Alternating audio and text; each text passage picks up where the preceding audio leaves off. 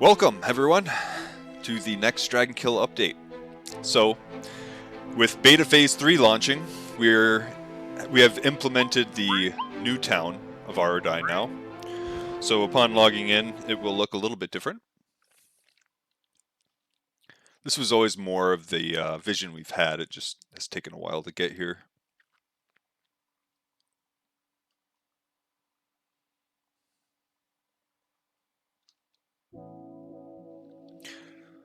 So, the new town of Arudine, you'll be able to move around. There'll be different NPCs you can talk to.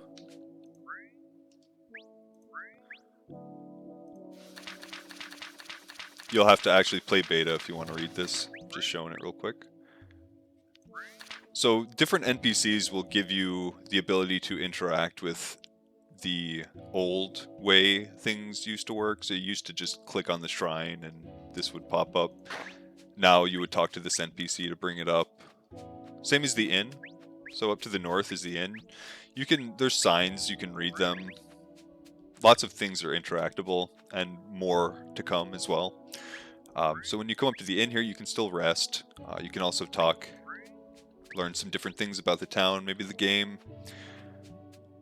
Up in the northwest over here, we have the arena, which you would come here to build new characters. I'm capped out on characters right now, so I can't bring the window up. And we basically remade town with the same design, but we just made it more interactive and immersive. You'll be able to see other players here. I'm the only one logged in the server right now.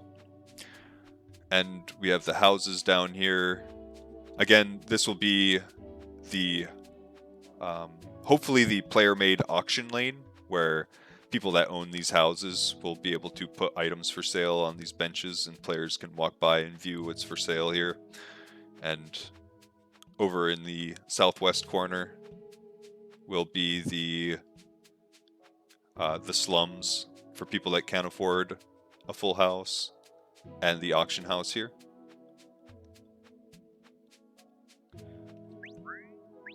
Where the market is not currently active, but this is where it'll be. And again, you can have conversations with different people.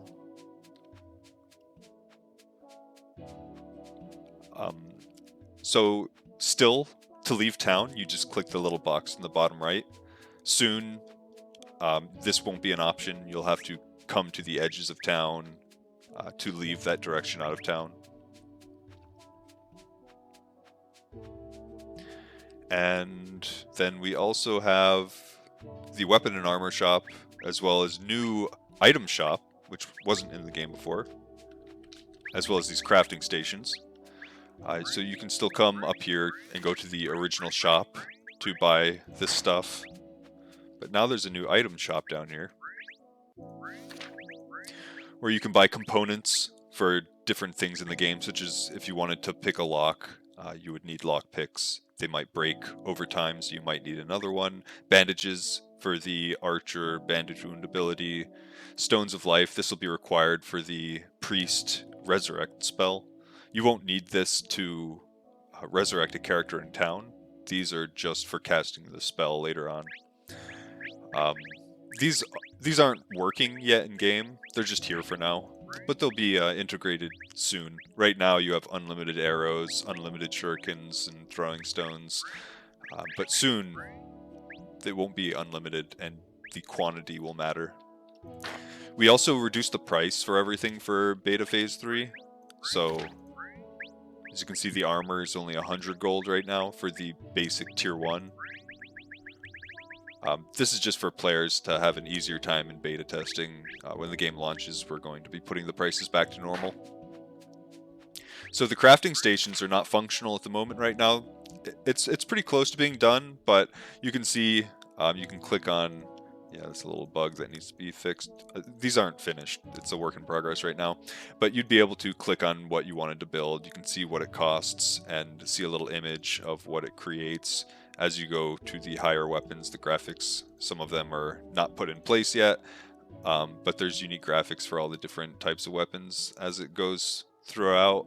And there are many types of weapon and armor that you'll be able to craft, as well as some cooking recipes, some alchemy potions, refining resources, and building, gathering resources. All the different jewelry. These are the craftable items, where there'll be a lot of different items that are only from drops from enemies and raid encounters as well. So these are not completed at the moment, but they will be soon.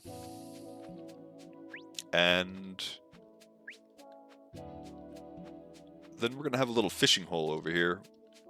We might make fishing a trade skill in the game, or like a harvesting thing where you can fish and cook food for short-term buffs or something. We might do that. This is the guild plot for when someone finally buys this. They'll get access to this, and they'll be able to grow crops up here, which will be used in cooking to make food for short-term buffs. It's actually going to be kind of a big deal. So whoever buys this guild plot and gets access to this food production, if you're planning on having a lot of members in your guild, or you could think of it as your extended army, this is going to be a really big deal, having this food production here. So something to keep in mind. This is just for display. You won't get these loots if you buy this. Again, lots of things are interactable. So if you decide to play beta and check out town, you can explore and check out a lot of these different things here. The town isn't 100% done yet. It's just working for now. We have a lot of additions to do here, but if players, everything's still interactable the same way as the old town was. So you can still open your stash, open your characters, and do all the same stuff.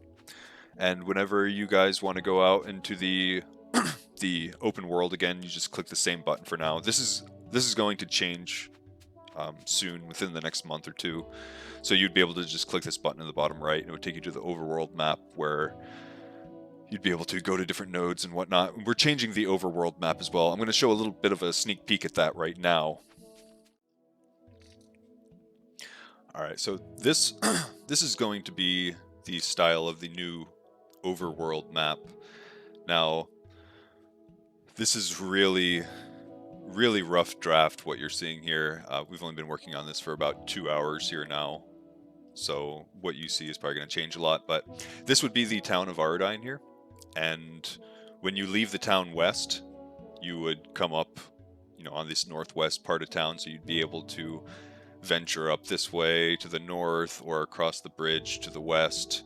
Now, these green circles here, these are going to be different nodes, and the nodes are going to act just as normal as they always have. You go to a node and it brings you into an area that you can play your characters, and there'll be different objectives to accomplish in them for different loot and quests and rewards.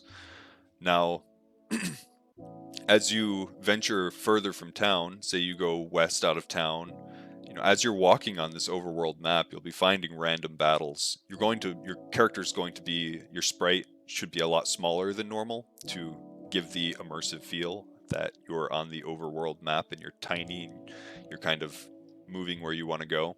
And as you get further out from town, and say you beat this node here and then continue venturing further to the west, your team's going to be weak, and you're not going to be able to just go back to town and rest always, because every time you venture further out, you're going to be taking damage.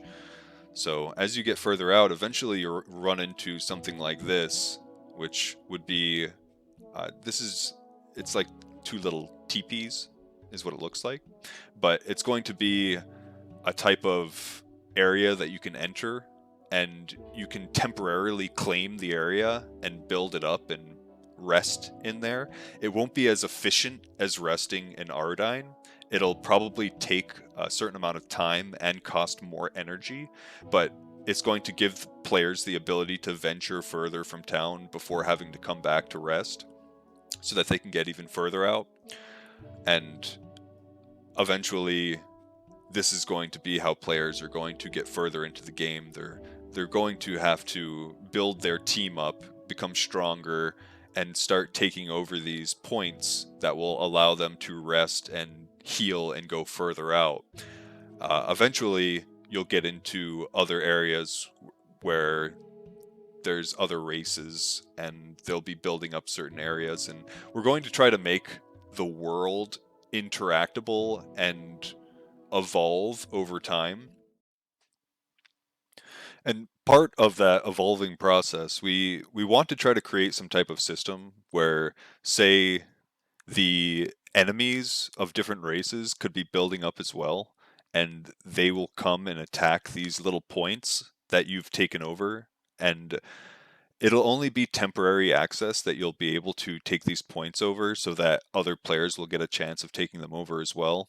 But we want these different structures that you can temporarily take over. We want them to be attacked by enemies, so you have to defend them, and you will yield experience and loot for defending these points that you take over as well. And it'll be a different type of play style that'll actually give unique loots. But there's a lot of other things I could talk about here, but I'll wrap it up and say that we are going to be launching the server quite soon, so players will be able to log in, start playing beta phase 3. And if you're interested in playing, check us out. Dragonkill.online is where you're going to sign up for beta, and hope to see you all there. Take it easy.